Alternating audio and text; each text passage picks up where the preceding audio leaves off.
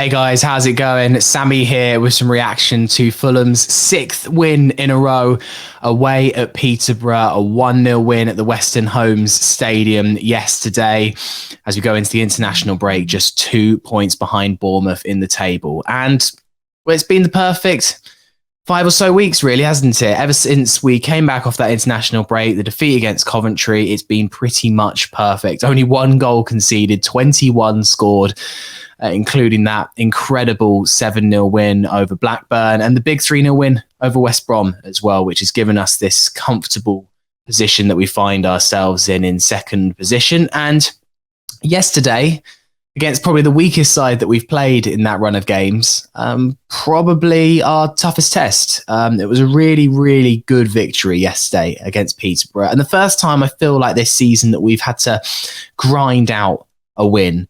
There was the Millwall game, which we had to kind of grind out in the last 5 minutes, but we were so comfortable throughout the match. Yesterday against Peterborough was a different story. And I think that win told us a lot more than some of the other ones. Even that win against Blackburn, as fun as it was, amazing as it was to see Fulham score 7 goals, I think that yesterday showed us a bit more about the character of this team. I mean, our quality was there for all to see, really. I think from the first whistle, for the first 15 minutes, I don't think Peterborough touched the ball. It was really an exhibition in possession football from Fulham, but we just weren't creating any chances. We didn't have a single shot on target in the first half. And actually, Peterborough went closer. I think it was Clark Harris that hit the post and bar, kind of the corner of him in the first half, got around Ream and really caused us a few problems on the counter yesterday, Peterborough. But we got to half-time 0-0. I think we made the right sub at that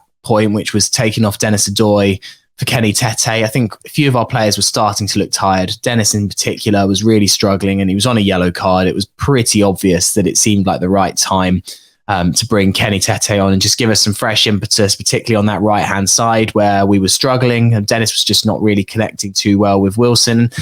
A lot of our play was just a bit disjointed. Yes, we were passing it around fairly comfortably, but we were just not creating anything really. And look, we played in Blackburn on Wednesday. We had to go another away game on the Saturday. It was always going to be tricky for us to be as up for this game as we were for that game in midweek. But then second half, I thought that the sub worked with Kenny Tete. I think that Fulham were just getting into those positions and not quite having the final touch to put it away. Mitro went close with a couple of chances. There was a couple of chances for Decadova-Reid, which he put wide of the target, but you felt like we were knocking on the door. And then the moment came, 15 minutes from time, Neeskens-Gabano, brilliant again. He does that little shimmy, gets to the byline fantastically and pulls it back for Mitro, who's in so much space. I don't know how that neither centre-back for Peterborough picked him up. Criminal, really. And you saw the Peterborough manager afterwards saying, like, we played really well. He thinks they deserve to win, but you cannot let the most lethal striker in the championship have a free header 4 or 5 yards from goal. He will put it away, and that's exactly what he did. And then we had to weather a storm for 15 minutes from Peterborough. They really threw everything they had at us, and we got a little bit lucky, really. We didn't get lucky. It was a great save from Marek Rodak. What a save. At the time, I didn't realise that he got a fingertip to it. I thought that Clark Harris just smacks the post directly, but actually it's that fingertip save from Rodak that tips it onto the post, and it's a wonderful, wonderful save. And I think Marek has been solid since he came in for Gazzaniga, but if we are honest, he hasn't had an awful lot to do. He had a couple of saves to make in that Cardiff game, but really, has he been tested? I'd argue not. Yesterday, he definitely was. He made a good save as well in the first half. I thought the Peterborough striker rounded him. I thought it was going to nestle in the back of the net, but Rodak's positioning was fantastic and he made it look like a fairly routine save. So I think you've got to give massive props to Marek for keeping us in that match and just generally for the team seeing it out. I think that it's the kind of game that in the Scott Parker season, I think we'd have drawn or lost. But the confidence, I feel like, got us over the line. And it's a fantastic position to be in. 6 wins in a row. were really breathing down Bournemouth's neck. They got a good victory yesterday, to be fair to them, against Swansea, a side that had been playing well. I thought that was a potential banana skin for Bournemouth, but they showed a bit of a reaction to losing to Preston on Wednesday. And this is how the table looks. We're now 6 points ahead of West Brom. That's effectively 7 points when you consider our ludicrous goal difference advantage that we have. And my God, we'd have bitten your arm off for that after that Coventry game, where genuinely I think people were questioning whether we were even automatic promotion material and then might be having to settle for a season in the playoffs. And look, that might still be our fate. Maybe this is just a particularly good run and things will unravel after here. But I just don't think that they will. I think the breaks come at probably a good time for us. We did look tired yesterday after the win at Peterborough. A couple of weeks, obviously not for everyone to regroup. Some players will be going out on international duty, but the majority of our players won't be. And a good chance for everyone just to reset and then go again, because there's no more breaks after this. And we've got 3 games after the international break that look good on paper. You've got Barnsley at home, who have been pretty terrible all season, although they have got rid of Marcus Stropp, and they will have a bit of a new manager effect, but they lost pretty meekly yesterday. I'm hoping that should be fairly routine. A derby game that, again, looks like a winnable match. Without their points deduction, they actually would not be in the relegation places. But still, this is a depleted derby side that I think Fulham get the better of. And then Preston away. Preston have been much improved lately. I don't think that's a banker of a win. But look, there's 3 games on paper that lead us nicely into that massive Bournemouth game, which is looming large on the horizon.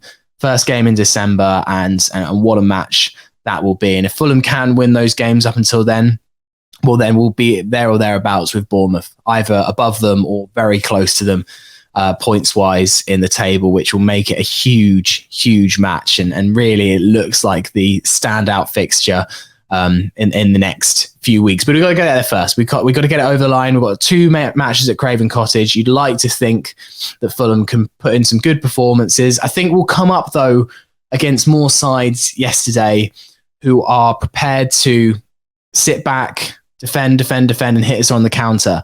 And you saw yesterday against Peterborough that once we didn't get that early goal like we do in so many matches, and then a team sits back and tries to hit us on the break like Peterborough did yesterday, we're not always brilliant at finding a way around a low block. And look, it's a problem that many sides face in football, is how do you break down a low block once they've kind of managed to see out the first 10, 15 minutes? It's always difficult to do that. And that's why Fulham, I think, try so hard in those opening 15 minutes to get a foothold in the game. And quite often when we do get an early goal, more times than not, we go on and score a hatful. We'll have to find ways, though, a bit like we did yesterday, of getting around a low block if things don't go our way in the first 20 minutes, or lo and behold, the other team get an early goal. And yesterday, had Peterborough taken one of those early chances, maybe the one that hits the post and bar from Clark Harris, did Fulham win that match? I'm not 100% sure they do. I think there's still room for improvement there from Fulham. We've talked about this season how we haven't got a good record of coming from behind. We still haven't managed to get a point from behind this season. Fortunately, we don't go behind too much, but definitely that's something that we need to work on, is how to break down teams that are lower in the table, that are going to sit in, defend for their lives and try and nick one on the break. It's all well and good beating teams like Blackburn and West Brom, who are prepared to attack at us a little bit. But if we want to get promoted, if we want to win the title, we'll have to find ways to break down these stubborn defences yesterday. And we did. We found a little bit of quality. Niskin Skubano beat his man. Mitro found a free header and we did it. And we need to pull out more wins like this if we're to actually get promoted. It's not always going to be 7-0 every week. Let us know what you thought in the comments. Give this video a like. Trying to do reactions after every weekend match. So I'll try and do one after the Barnsley game as well. And yeah, love to hear what you think, who you thought the standout players were for Fulham yesterday. And just how many goals is Alexander Mitrovic going to get? 20 goals in 17 games is just extraordinary, isn't it? And the last two matches, he's not been particularly prolific. Only 2-2 for Mitro. Maybe he'll be looking to get another hat trick. Maybe in the next few games. We shall wait and see. But yeah, I hope you enjoyed the video today. A couple of weeks off Fulham, and then we go again. So come on, you Whites.